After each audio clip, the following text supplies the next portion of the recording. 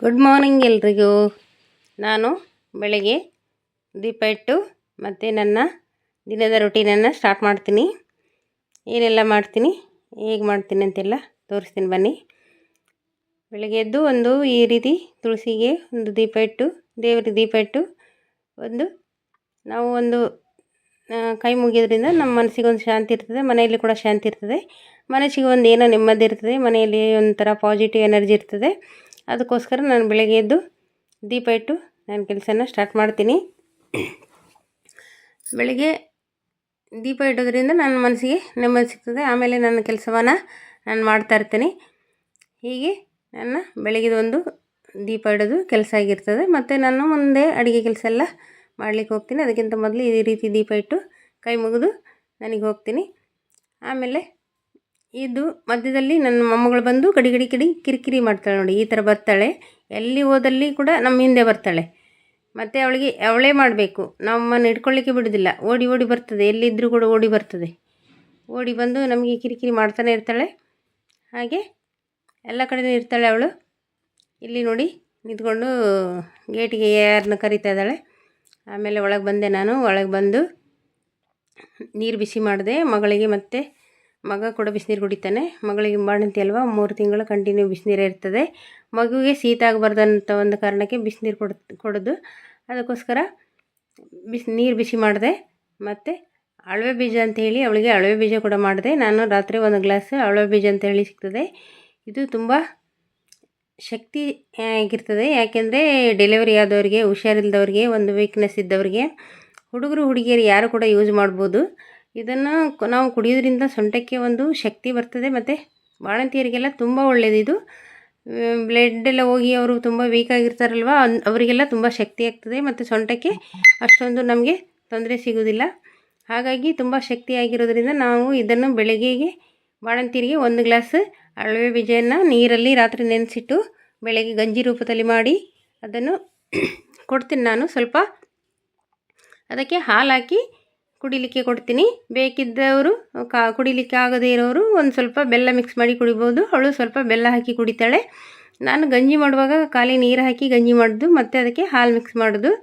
ಈ ರೀತಿ ಕುಡಿಯೋದ್ರಿಂದ ತುಂಬ ಬೆನ್ನಿಗೆ ನಮಗೆ ಸೊಂಟ ನೋವು, ಬೆನ್ನು ನೋವು ಏನು ಬರೋದಿಲ್ಲ. ಹುಷಾರಿಲ್ದವ್ರಿಗೆ ಒಂದು ಸ್ವಲ್ಪ ನಿಶಕ್ತಿ ಆಗಿರ್ತದೆ ಅಂಥವ್ರಿಗೆಲ್ಲ ತುಂಬ ಒಳ್ಳೆಯದು. ಒಂದು ಸೈಡೆಲ್ಲ ನಾನು ಮೀನೆಲ್ಲ ಇಟ್ಕೊಂಡೆ.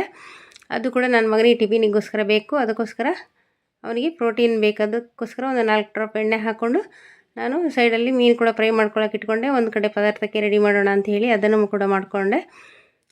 ಮೊಟ್ಟೆ ಸಾರು. ನಾನು ನನ್ನ ಮಗ 2 ಜನ ಊಟ ಮಾಡೋದು. ಬಾಣಂತಿಗೆ ಬೇರೆ ಅಡುಗೆ ಮಾಡ್ತೀನಿ ನಾನು. ಅವಳಿಗೆ ಜಾಸ್ತಿ ನನ್ನ ಮಗಳಿಗೆ ಮಸಾಲೆ ಕೊಡಲಿಕ್ಕಿಲ್ಲ ಮತ್ತು ಖಾರ ಕೊಡಲಿಕ್ಕಿಲ್ಲ. ಮಗುವಿಗೆ ಹೊಟ್ಟೆ ನೋವಾಗ್ತದೆ. ಮತ್ತು ಬಾಣಂತಿಗೆ ಅವರಿಗೆ ತುಂಬ ಮಸಾಲೆ ಎಲ್ಲ ಪದಾರ್ಥ ತಿನ್ನಬಾರ್ದು. ಮಗುವಿಗೆ ಹೊಟ್ಟೆ ನೋವಾಗಿ ಮತ್ತು ಲೂಸ್ ಮೋಷನ್ ಆಗಿ ಇನ್ನೇನು ಪ್ರಾಬ್ಲಮ್ ಆಗ್ತದಲ್ವ. ಅದಕ್ಕೋಸ್ಕರ ನಾನು ಅದನ್ನು ನಮ್ಮ ಸಾರು ಅಥವಾ ಪದಾರ್ಥವನ್ನು ನಾನು ಯಾವುದನ್ನು ಅವಳಿಗೆ ಕೊಡೋದಿಲ್ಲ. ನಮಗೆ ಸ್ವಲ್ಪ ಜಾಸ್ತಿ ಖಾರ ಇರ್ತದೆ, ಅವಳಿಗೆ ಸ್ವಲ್ಪ ಸಪ್ಪೆ ಮಾಡಿ ಕೊಡಬೇಕಾಗ್ತದೆ. ಮಗುವಿಗೆ ಹೊಟ್ಟೆ ನೋವು ಆಗಬಾರ್ದು, ಇನ್ನೇನು ತೊಂದರೆ ಆಗಬಾರ್ದು ಅನ್ನೋ ಕಾರಣಕ್ಕೆ. ಹಾಗೆ ಇಲ್ಲಿ ನನಗೆ ಇಬ್ಬರಿಗೋಸ್ಕರ ನನಗೆ ನನ್ನ ಮಗನಿಗೆ 1-2 ನೀರುಳ್ಳಿ ಎಲ್ಲ ಕಟ್ ಮಾಡಿಕೊಂಡು, ಇಷ್ಟು ಬೆಳ್ಳುಳ್ಳಿ ಎಲ್ಲ ಕಟ್ ಮಾಡ್ಕೊಂಡು, ಸ್ವಲ್ಪ ತೆಂಗಿನಕಾಯಿ ಎಲ್ಲ ಹಾಕ್ಕೊಂಡು ನಾನು ಇಲ್ಲಿ ಮೊಟ್ಟೆ ಸಾರು ಅಂಥೇಳಿ ಮಾಡೋಣ ಅಂಥೇಳಿ ರೆಡಿ ಮಾಡ್ತಾಯಿದ್ದೀನಿ. ಹೀಗೆ ಮೊಟ್ಟೆ ಸಾರು ಕೂಡ ಮಾಡಿಕೊಂಡೆ. ಮತ್ತು ಒಂದು ಸೈಡಲ್ಲಿ ಅನ್ನ ಕೂಡ ಮಾಡಿಕೊಂಡೆ. ಹಾಗೆ ಮೊಟ್ಟೆ ಸಾರು ಮಾಡಿಕೊಂಡು ಮತ್ತು ನನ್ನ ಮಗನಿಗೆ ಟಿಫಿನ್ ಕೂಡ ಹಾಕಬೇಕು ಮಧ್ಯದಲ್ಲಿ. ಈಗ ಅವನಿಗೆ ಬೇಗ ರೆಡಿಯಾಗಿ ನಿಲ್ತಾನೆ. 10 ಗಂಟೆಗೆಲ್ಲ ಹೋಗಿ ಆಗ್ತದವನು. ಅಷ್ಟರೊಳಗೆ ನನ್ನದು ಅಡುಗೆ ತಿಂಡಿ ಎಲ್ಲ ಮುಗಿಬೇಕು. ಹಾಗೆ ಬೆಳಗ್ಗೆದೊಂದು ಮಗುವಿಗೆ ನೀರೆಲ್ಲ ಹಾಕ್ಲಿಕ್ಕೆ ಇರ್ತದಲ್ವ, ಅದರ ಮೊದಲು ಅವಳಿಗೆ ಬೆಳಿಗ್ಗೆ ನಾನು ಅದೇ ಅಳವೆ ಬೀಜ ಕೊಡ್ತೀನಿ. ನಂತರ ಗೋಧಿದೊಂದು ಅಡುಗೆ ಕೊಡ್ತೀನಿ ಅವಳಿಗೆ. ಏನಾದರೂ ಗೋಧಿ ಕಡುಬು ಮಾಡಿ ಕೊಡ್ತೀನಿ, ಇಲ್ಲಾಂದರೆ ಗೋಧಿದು ರವದ್ದು ಮತ್ತು ಗಂಜಿ ಮಾಡಿ ಕೊಡ್ತೀನಿ, ಇಲ್ಲಾಂದರೆ ಉಪ್ಪಿಟ್ಟು ಮಾಡಿ ಕೊಡ್ತೀನಿ. ಏನಾದರೂ ಗೋಧಿದು ಒಂದು ಐಟಮ್ ಇರ್ತದೆ, ಇಲ್ಲಾಂದರೆ ಶಾವಿಗೆಯನ್ನು ಬಸ್ತು ಅದಕ್ಕೆ ಹಾಲು ತುಪ್ಪ ಹಾಕಿ ಅದನ್ನು ಕೊಡ್ತೀನಿ. ಏನಾದರೂ ಒಂದು ಗೋಧಿ ಐಟಮ್ ಕೊಡ್ತೀನಿ. ಯಾಕೆಂದರೆ ಈ ರೀತಿ ಗೋಧಿ ಐಟಮನ್ನು ನಾವು ಬಾಣಂತಿಯರಿಗೆ ಕೊಡೋದ್ರಿಂದ ನಮಗೆ ಇದು ಬಾಣಂತಿಯರಿಗೆ ಸಿಜೇರಿಯನ್ ಮತ್ತು ಅಥವಾ ನಾರ್ಮಲ್ ಡೆಲಿವರಿ ಆದವ್ರಿಗೆ ಏನು ಕೂಡ ನಂಜಂತಾಗೋದಿಲ್ಲ. ಮತ್ತು ಗಾಯಗಳಿಗೆ ಏನು ಪ್ರಾಬ್ಲಮ್ ಆಗೋದಿಲ್ಲ. ಸಿಜೇರಿಯನ್ ಆದರೂ ಕೂಡ ಈಗ ಗೋಧಿ ಅಡುಗೆ ನಾವು ಕೊಡೋದ್ರಿಂದ ಬಾಡಿ ಹೀಟಾಗಿರ್ತದೆ ಯಾವಾಗಲೂ.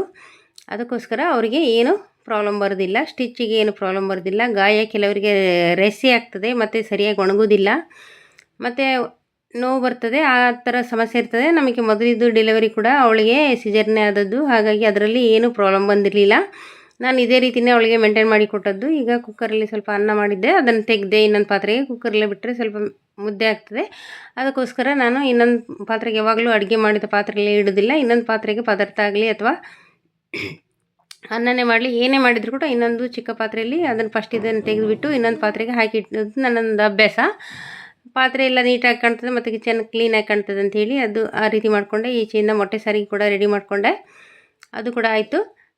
ಮತ್ತು ಹಾಗೆ ಬಾಣಂತಿಯರಿಗೆ ನಾನು ಬೆಳಗ್ಗೆ ಇದು ಗಂಜಿ ಮಾಡಿ ಕೊಡ್ತೀನಿ, ಆಮೇಲೆ ಶಾವಿಗೆ ಬಸ್ದು ಕೊಡ್ತೀನಿ, ಇಲ್ಲ ಉಪ್ಪಿಟ್ಟು ಮಾಡಿ ಕೊಡ್ತೀನಿ. ಈ ಥರ ಒಂದು ಗೋಧಿ ಅಡುಗೆ ಕೊಡ್ತೀನಿ. ಆಮೇಲೆ 10 ಗಂಟೆಗೆ ತಿಂಡಿ ತಿಂತಾಳೆ, ಬೆಳಗ್ಗೆ ಅಳವೆ ಬೀಜ ಕುಡಿತಾಳೆ. ಮತ್ತು 1 ಅವರ್ ಬಿಟ್ಟು ನಾವು ಕೊಬ್ಬರಿ ಖಾರ ಅಂತ ಹೇಳಿ ಮಾಡ್ತೀವಿ. ಕೊಬ್ಬರಿ, ಉತ್ತತ್ತಿ ಮತ್ತು ದ್ರಾಕ್ಷಿ, ಗೋಡಂಬಿ, ಬಾದಾಮಿ ಮತ್ತು ಬೆಲ್ಲ, ಗಸಗಸೆ ಎಲ್ಲ ಹಾಕಿ ಅವಳಿಗೆ ನಾವು ಬಾಣಂತಿಯರಿಗೆ ಅಂತಲೇ ಒಂದು ಸ್ಪೆಷಲ್ ತಿಂಡಿ ಮಾಡಿಟ್ಟಿರ್ತೀವಿ. ಅದು ಬೆಳಿಗ್ಗೆಗೆ ಅವಳಿಗೆ ಶಕ್ತಿ ಬರಬೇಕು, ಮಗುವಿಗೆ ಒಳ್ಳೆ ಬೆಳಿಬೇಕು. ಅವರಿಗೆ ಬಾಣಂತಿಯಲ್ಲಿ ನಾವು ಈಗ ಹೇಗೆ ತಿನ್ನಿಸಿರ್ತೀವಿ ಅದೇ ಕೂಡ ಮುಂದೆ ಕ್ಯಾರಿ ಆಗ್ತದೆ. ಅದಕ್ಕೋಸ್ಕರ ನಾವು ಯಾವ ರೀತಿ ಅವರನ್ನು ಟ್ರೀಟ್ ಮಾಡ್ತೀವೋ ಅದೇ ರೀತಿ ಅವರು ಮುಂದೆ ಶಕ್ತಿಶಾಲಿಯಾಗಿರ್ತಾರೆ, ದುಡಿಲಿಕ್ಕೆ ಗಟ್ಟಿಯಾಗಿರ್ತಾರೆ, ಮಕ್ಕಳಿಗೂ ಹೆಲ್ತ್ ಕೂಡ ಚೆನ್ನಾಗಿರ್ತದೆ. ಅದಕ್ಕೋಸ್ಕರ ನಾನು ಬೆಳಿಗ್ಗೆದು ಅವಳಿಗೆ ಆ ಥರ ನಾನು ಮಾಡಿಕೊಡೋದು. ಹಾಗೆ ಫಸ್ಟಿನ ಡೆಲಿವರಿಯಲ್ಲೇ ಹಾಗೆ ಮಾಡಿದ್ದು, ಏನೂ ಸಮಸ್ಯೆ ಆಗಲಿಲ್ಲ. ಒಳ್ಳೆ ರೀತಿಯಲ್ಲಿ ಗಾಯ ಎಲ್ಲ ಒಣಗ್ತು. ಹಾಗೆ ಏನು ಪ್ರಾಬ್ಲಮ್ ಆಗದೆ ನಾವು ಆರಾಮದಲ್ಲಿ ಅವಳನ್ನು ಡೆಲಿವರಿ ಮಾಡಿಸಿ ಅವಳ ಮಗು ಒಂದು 9 ತಿಂಗಳಾಗುವಾಗ ಕಳಿಸಿಕೊಟ್ಟೆ.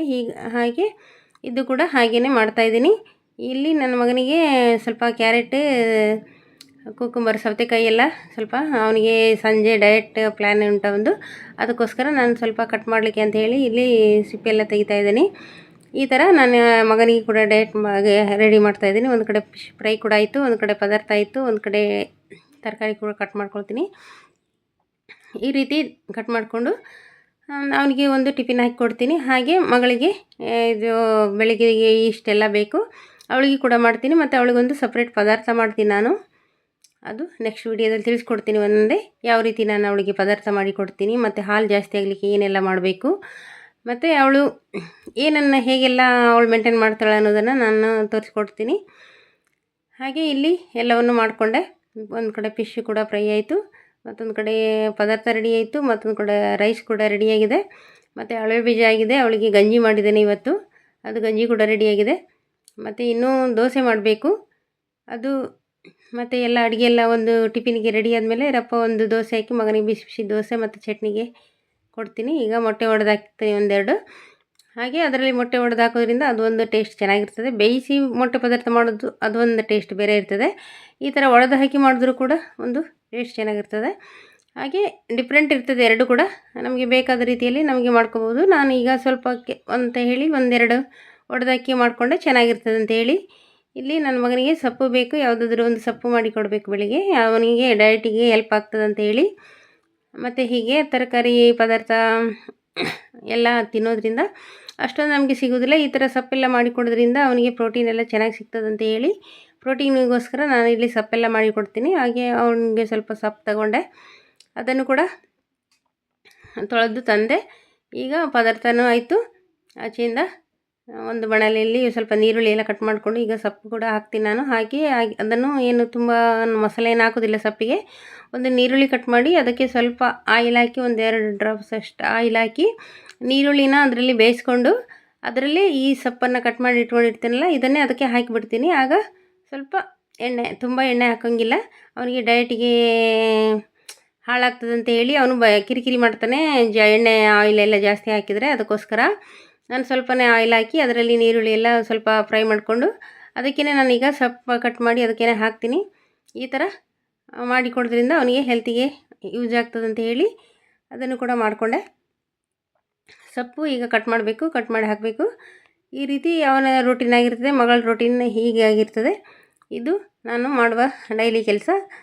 ನನ್ನ ಕೆಲಸ ಈಗ ಬಾಣಂತಿ ಇರೋದ್ರಿಂದ ನನಗೆ ಮಧ್ಯಾಹ್ನವರೆಗೂ ಕೆಲಸನೇ, ಮನೆ ಕೆಲಸನೇ ಆಗ್ತದೆ. ಏನು ಆಚೆ ಟೈಮ್ ಸಿಗೋಲ್ಲ. ಇದನ್ನೆಲ್ಲ ಮಾಡಿಟ್ಟು ಇನ್ನು ಮಗುವಿಗೆ ಸ್ನಾನ, ಬಾಣಂತಿಗೆ ಸ್ನಾನ ಅದೆಲ್ಲ ಮಾಡಿಸ್ಲಿಕ್ಕೆ ಹೋಗಬೇಕು ನಾನು. ಅಷ್ಟರಲ್ಲಿ ನಾನು ಇದನ್ನೆಲ್ಲ ಒಂದು ಸರಿ ಅಡುಗೆ ಕೋಣೆದೆಲ್ಲ ಅಡುಗೆನೆಲ್ಲ ಒಮ್ಮೆ ಕಂಪ್ಲೀಟ್ ಮಾಡಿ ಮತ್ತೆ ಪಾತ್ರೆ ಎಲ್ಲ ಮತ್ತೆ ಬಂದು ತೊಳೆಯೋದು. ಈಗ ಒಮ್ಮೆ ಈ ಥರ ಕಟ್ ಮಾಡಿಕೊಂಡು ಅವನಿಗೆ ಟಿಫಿನ್ ಮಾಡಿ ಕೊಟ್ಟರೆ ಮತ್ತು ಅವನಿಗೆ ತಿಂಡಿ ಏನಾದರೂ ಕೊಟ್ಟರೆ ಅವನು ಆಫೀಸಿಗೆ ಹೋಗ್ತಾನೆ. ಆಮೇಲೆ ನಮ್ಮ ಕೆಲಸ ನಾವು ಆರಾಮದಲ್ಲಿ ಮಾಡ್ಕೊಳ್ತೀವಿ. ಆ ರೀತಿ ಬೆಳಗ್ಗೆದು ಒಂದು ಮಗಳದ್ದು ಕೆಲಸ, ಒಂದು ಮಗನ ಕೆಲಸ ಅರ್ಜೆಂಟಲ್ಲಿ ಇರ್ತದೆ. ಹಾಗೆ ಅವರಿಗೆ ಕೂಡ ಈ ರೀತಿ ಮಾಡಿ ರೆಡಿ ಮಾಡಿ ಇಬ್ಬರಿಗೆ ಕೂಡ ನಾನು ಕೊಡ್ತೀನಿ. ಆಮೇಲೆ ನನ್ನ ಮನೆ ಕೆಲಸ ಏನುಂಟ, ಪಾತ್ರೆ ತೊಳೆಯೋದು, ಬಟ್ಟೆ ಬಟ್ಟೆ ಮಿಷಿನಿಗೆ ಹಾಕ್ತೀನಿ. ಮಗುವಿದು ಬಟ್ಟೆ ಇರ್ತದೆ ಅದನ್ನು ವಾಶ್ ಮಾಡ್ತೀನಿ ಕೈಯಲ್ಲೇ.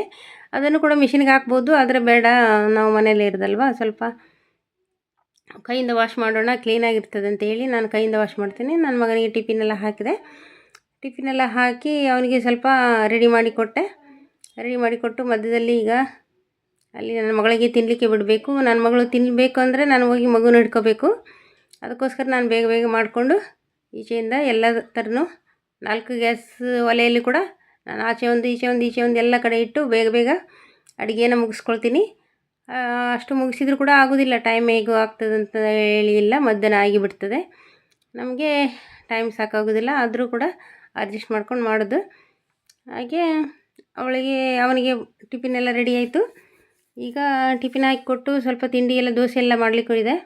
ದೋಸೆ ಮಾಡಿ ಸ್ವಲ್ಪ ಚಟ್ನಿ ಮಾಡಬೇಕು. ಚಟ್ನಿ ಎಲ್ಲ ಮಾಡಿ ಅವನಿಗೆ ಸ್ವಲ್ಪ ಒಂದು 4 ದೋಸೆ ಹಾಕಿಕೊಟ್ಟು ತಿನ್ನಲಿಕ್ಕೆ ಕೊಟ್ಟು ಮತ್ತು ಅವನಿಗೆ ಕೊಟ್ಟು ಆಮೇಲೆ ಮಗುನ ಹಿಡ್ಕೋಬೇಕು ನಾನು. ಮಗುನ ಹಿಡ್ಕೊಂಡ್ಮೇಲೆ ಮಗಳು ಹೋಗಿ ತಿಂಡಿ ತಿಂತಾಳೆ.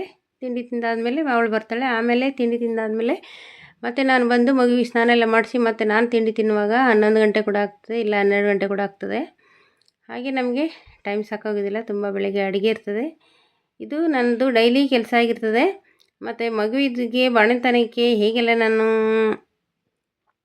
ಮಗಳಿಗೆ ಅಡುಗೆ ಮಾಡಿಕೊಡ್ತೀನಿ, ಮಗನಿಗೆ ಹೇಗೆಲ್ಲ ಸ್ನಾನ ಮಾಡಿಸ್ತೀನಿ, ಮಗುವನ್ನು ನಾವು ಹೇಗೆಲ್ಲ ನೋಡ್ಕೊಳ್ತೀವಿ, ಮಗು ಒಳ್ಳೆಯದಾಗಿ ಬೆಳೀಲಿಕ್ಕೆ ಹೇಗೆಲ್ಲ ಮೇಂಟೈನ್ ಮಾಡ್ಕೋಬೇಕು, ಮಗು ಒಳ್ಳೆ ರೀತಿಯಲ್ಲಿ ಬೆಳಿಬೇಕು, ನಮಗೆ ದಷ್ಟಪುಷ್ಟವಾಗಿರಬೇಕು, ಅದಕ್ಕೆ ನಾವು ಯಾವ ರೀತಿ ತಾಯಿಯನ್ನು ಮೇಂಟೈನ್ ಮಾಡಿಸ್ಬೇಕು, ಅದನ್ನೆಲ್ಲ ಯಾವ ಆಯಿಲ್ ಹಾಕಿ ಹೇಗೆ ಮಸಾಜ್ ಮಾಡಬೇಕು ಕೈ ಕಾಲೆಲ್ಲ ಸರಿತ ಬರಲಿಕ್ಕೆ, ಮತ್ತು ಬಾಣಂತಿಗೆಲ್ಲ ಏನು ತೊಂದರೆ ಆಗದಾಗೆ ಅವಳಿಗೆ ಆರೋಗ್ಯವಾಗಿ ಯಾವಾಗಲೇ ಹಾಗೆ ಇರಬೇಕು, ಅದನ್ನೆಲ್ಲ ನೆಕ್ಸ್ಟ್ ವಿಡಿಯೋದಲ್ಲಿ ನಾನು ತಿಳಿಸ್ತಾ ಹೋಗ್ತೀನಿ. ಇದು ನನ್ನ ಡೈಲಿ ರೊಟೀನ್ ಆಗಿದೆ. ಹೀಗೆ ನಾವು ಯಾವಾಗಲೂ ಕಿಚನಲ್ಲಿ ನಾವು ಇದ್ದು ಏನು ಟೆನ್ಷನ್ ಮಾಡ್ಕೊಳ್ಳೋ ಹಾಗಿಲ್ಲ. ಯಾಕೆಂದರೆ ನಮ್ಮ ಕೆಲಸ ನಮ್ಮ ಮನೆ ಕೆಲಸ ಅಲ್ವಾ, ಇದಕ್ಕೆ ನಾವು ಏನು ಬೇರೆ ಕೆಲಸ ಜನ ಇಡುವ ಅವಶ್ಯಕತೆ ಇಲ್ಲ. ನಮ್ಮ ಮನೆ ಕೆಲಸ ನಮಗೇನು ದೊಡ್ಡದಾಗೋದಿಲ್ಲ, ನಾವು ಆದಷ್ಟು ನಾನೇ ಮಾಡ್ಕೊಳ್ಳೋದು. ನನ್ನಿಂದ ಎಷ್ಟಾಗ್ತದೋ ಅಷ್ಟು ನಾನೇ ಮಾಡ್ತೀನಿ. ನಮ್ಮ ಮನೆ ಕೆಲಸ ಅಲ್ವಾ, ಏನು ಸ್ವಲ್ಪ ಲೇಟ್ ಆದರೂ ಪರವಾಗಿಲ್ಲ, ಬೇಗ ಆದರೂ ಪರವಾಗಿಲ್ಲ, ಆಗಾಗ ಸ್ವಲ್ಪ ಕ್ಲೀನ್ ಮಾಡ್ಕೊಂಡು ಹೀಗೆಲ್ಲ ಮಾಡ್ತಾಯಿರ್ತೀನಿ. ಮಾಡಿ ಒಮ್ಮೆಗೆ ಮಾಡಿ ಕಿಚನ್ ಇದೆಲ್ಲ ಕ್ಲೀನ್ ಮಾಡಿಬಿಟ್ರೆ ಇನ್ನು ಸಾಯಂಕಾಲ ಒಳಗೆ ಬರಲಿಕ್ಕೆ ಆಮೇಲೆ ಹೊರಗಿದ ಕೆಲಸ ಎಲ್ಲ ಇರ್ತದೆ. ಅಷ್ಟರಲ್ಲಿ ನಾನು ಇಷ್ಟೆಲ್ಲ ಕೆಲಸ ಮಾಡಿಕೊಂಡು ನನ್ನದೊಂದು ಬೆಳಗಿದ ಕೆಲಸ ಎಲ್ಲ ಮಾಡಿ ರೆಡಿ ಮಾಡ್ತೀನಿ. ಈಗ ದೋಸೆ ಹಿಟ್ಟು ಕೂಡ ಇಟ್ಟಿದ್ದೇನೆ. ಈಗ ದೋಸೆ ಮಾಡಬೇಕು. ದೋಸೆ ಮಾಡಿ ನನ್ನ ಮಗನಿಗೆ 1-2 ಹಾಕಿ ಕೊಡಬೇಕು. ಟಿಫಿನ್ಗೆಲ್ಲ ರೆಡಿ ಆಯಿತು. ಸಾಧಾರಣ ಎಲ್ಲ ಟಿಫಿನ್ ಕೂಡ ಆಯಿತು. ಫಿಶ್ ಫ್ರೈ ಆಯಿತು, ಸಪ್ಪಾಯಿತು, ಪದಾರ್ಥ ಆಯಿತು, ಅನ್ನ ಆಯಿತು. ಮಗಳಿಗೆ ಕೂಡ ಒಂದು ಕಡೆ ಗಂಜಿಗೆ ರೆಡಿಯಾಗಿದೆ, ಅಳವೆ ಬೀಜ ರೆಡಿಯಾಗಿದೆ. ಹಾಗೆ ಈಚೆಯಿಂದ ಸೊಪ್ಪು ಕೂಡ ರೆಡಿ ಆಯಿತು. ಈಗ ನನ್ನ ಮಗನಿಗೆ ದೋಸೆ ಮಾಡಿ ಕೊಡಬೇಕು. ದೋಸೆ ಮಾಡಿ ಕೊಡೋದ್ರಿಂದ ಒಳ್ಳೆ ಅವನು ತಿಂದು ಅವನ ಕೆಲಸಕ್ಕೆ ಅವನು ಹೋಗ್ತಾನೆ. ಮಗಳಿಗೆ ಮಗುನ ಇಟ್ಕೊಂಡ್ರೆ ಮಗಳು ಕೂಡ ಈಗ ತಿಂಡಿ ತಿಂತಾಳೆ. ಆಮೇಲೆ ಅವರಿಬ್ಬರು ತಿಂದು ಅವನು ಡ್ಯೂಟಿಗೆ ಹೋಗಿ ಅವಳು ತಿಂದು ಬಂದ ಮೇಲೆ ಮತ್ತೆ ನಾನು ತಿಂಡಿ ತಿನ್ನಲಿಕ್ಕೆ ಕೂತ್ಕೊಳ್ಳೋದು. ಹಾಗೆ ಇಷ್ಟೆಲ್ಲ ಬೆಳಗ್ಗೆದು ಕೆಲಸ ಆಗಿರ್ತದೆ. ಈ ಥರ ನಾನು ಅಡ್ಜಸ್ಟ್ ಮಾಡಿ ಮಾಡ್ಕೊಳ್ತೀನಿ. ಈಗ ದೋಸೆ ಮಾಡಬೇಕು. ದೋಸೆ ಮಾಡೋದ್ರಿಂದ 1-2 ಮಗ ತಿಂದು ಹೋಗ್ತಾನೆ. ಅವನು ಡಯಟ್ ಅಲ್ವಾ, ತುಂಬ ತಿನ್ನೋದಿಲ್ಲ. ಮೊದಲು ತಿಂತಿರಲಿಲ್ಲ, ಈಗ 1-2 ದಿನದಿಂದ ತಿಂತಾನೆ. ಇದು ಏನೋ ಬೇರೆ ಡ್ರೈ ಫ್ರೂಟ್ಸ್ ಅದು ಹಾಗೆ ಫ್ರೂಟ್ಸ್ ಎಲ್ಲ ತಿಂತಿದ್ದ. ಯಾರೋ ಸ್ವಲ್ಪ ಚೇಂಜಸ್ ಮಾಡ್ಲಿಕ್ಕೆ ಹೇಳಿದ್ರಂತೆ, ಅದಕ್ಕೋಸ್ಕರ 1-2 ದಿನ ತಿಂಡಿ ತಿಂತಾನೆ.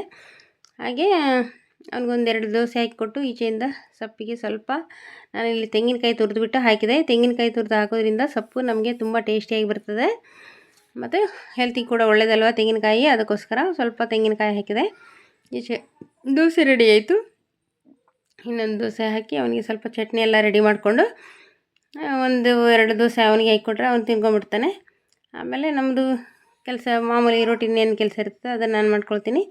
ಈ ರೀತಿ ಮಾಡ್ಕೊಳ್ತೀನಿ. ನಾವು ಈ ರೀತಿ ಒಂದು ಸೊಪ್ಪು ಅಥವಾ ಮಾಡಿಕೊಡೋದ್ರಿಂದ ಮಕ್ಕಳಿಗೆ ಡಯಟ್ ಹೆಲ್ಪ್ ಆಗ್ತದೆ ಮತ್ತು ನಮಗೆ ಪ್ರೋಟೀನ್ ಎಲ್ಲ ಸಿಗ್ತದೆ. ಅದು ಸೊಪ್ಪಲ್ಲಿರುವ ಪ್ರೋಟೀನ್, ವಿಟಮಿನ್ ಏನೆಲ್ಲ ಇದೆ ಅದು ನಮಗೆ ಸಿಗ್ತದೆ. ಯಾಕೆಂದರೆ ಮಕ್ಕಳು ಈಗಿನ ಕಾಲದಲ್ಲಿ ತರಕಾರಿ ತಿನ್ನೋದೇ ತುಂಬ ಕಷ್ಟ. ಅದಕ್ಕೋಸ್ಕರ ನಾವು ಈ ರೀತಿ ಒಂದು ಏನಾದರೂ ಸೊಪ್ಪು ಕೊಡೋದ್ರಿಂದ ಬಾಡಿ ಕೂಡ ತಂಪಿರ್ತದೆ, ಬಾಡಿ ಹೀಟ್ ಆಗೋದಿಲ್ಲ.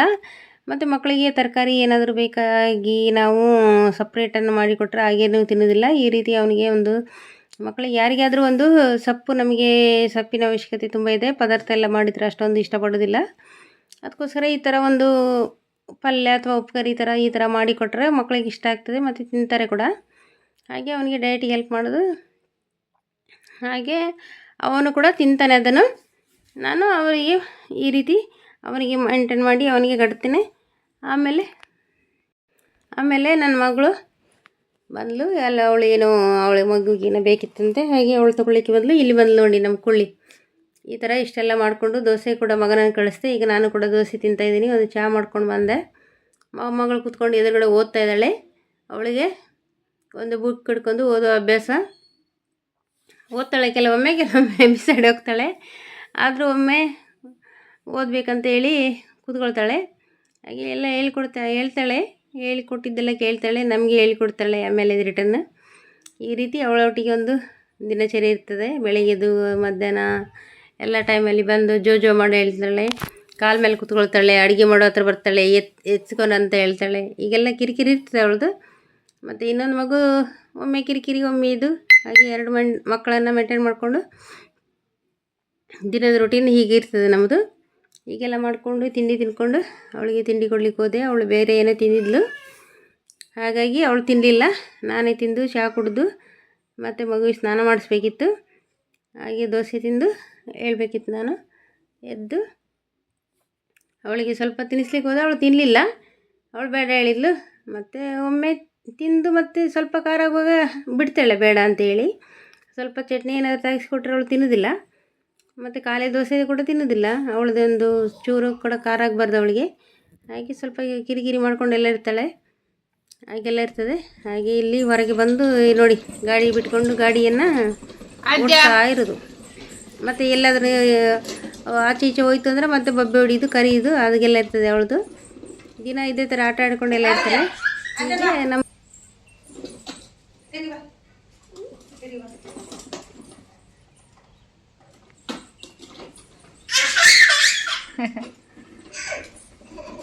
ಏನು ಖುಷಿನ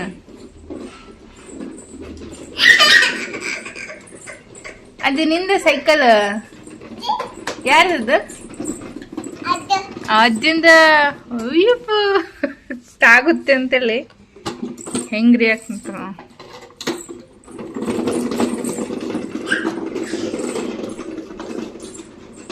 ತುಂಬ ದಿನ ಆಯಿತು, ಈಗ ಸ್ಟಾರ್ಟ್ ಮಾಡಲಿ ಆಡ್ಲಿಕ್ಕೆಲ್ಲ.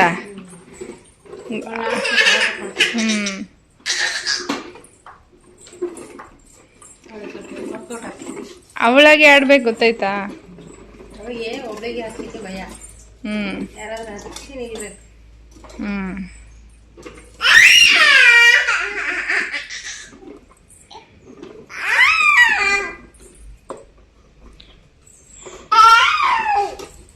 ಅದ್ಯಾ ಓಡ್ಸ್, ಗಾಡಿ ಓಡ್ಸ್.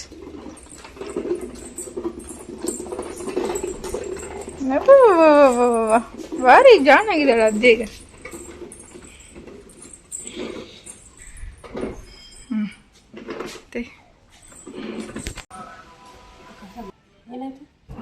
ಏನಾಯ್ತು? ಏನು ಅಷ್ಟು ಶಾಕಲ್ಲಿದೆಯಾ?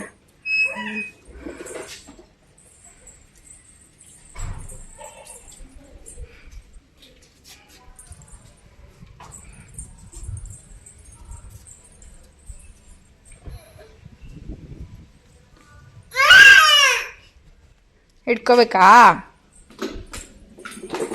ಇವಳು ಹಿಡ್ಕೊಂಡ್ರೆ ಅಷ್ಟೇ ಕುತ್ಕೊಂತಾಳೆ, ಅಷ್ಟೇ ಹೆದರಿಕೆ ಕೂಡ್ಲಿಕ್ಕೆ.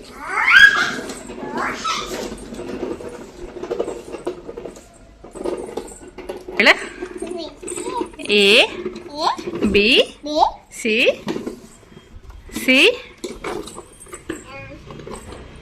ಯಾಕೆ ಬ್ರೇಕ್ ಹಾಕು, ಬ್ರೇಕ್ ಹಾಕು.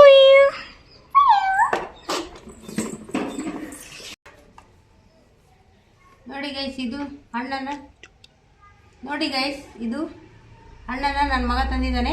ಇದ್ರ ಹೆಸರು ಏನಾದರೂ ಗೊತ್ತಿದ್ರೆ ಕಮೆಂಟ್ ಮಾಡಿ. ಇದು ನನ್ನ ಮೊಮ್ಮಗಳಿಗೆ ತುಂಬ ಇಷ್ಟ, ಅದಕ್ಕೆ ಕೊಡ್ತಾ ಇದ್ದೀನಿ. ಅವಳು ಕೇಳ್ತಾ ಇದ್ದಾಳೆ. ಹೀಗಿರುತ್ತೆ ಇದು. ನಿಮಗೇನಾದರೂ ಗೊತ್ತಿದ್ರೆ ಹೆಸರು ಕಮೆಂಟ್ ಮಾಡಿ. ಇದು ಹೀಗೆ ಸಿಪ್ಪೆ ತೆಗಿಲಿಕ್ಕಿದೆ. ಸಿಪ್ಪೆ ತೆಗಿಲಿಕ್ಕೆ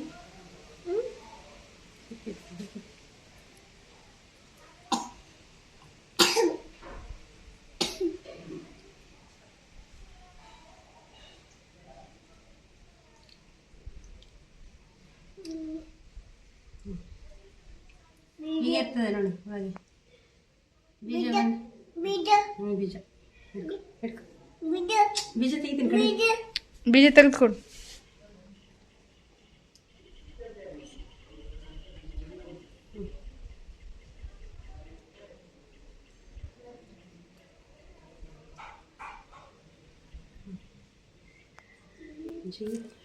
ಈ ವಿಡಿಯೋ ನೋಡಿದ್ದಕ್ಕಾಗಿ ತುಂಬ ಧನ್ಯವಾದಗಳು. ವಿಡಿಯೋ ಇಷ್ಟ ಆದರೆ ಲೈಕ್ ಮಾಡಿ, ಶೇರ್ ಮಾಡಿ, ಕಮೆಂಟ್ಸ್ ಮಾಡಿ. Thank you for watching. Please support ಮಾಡಿ.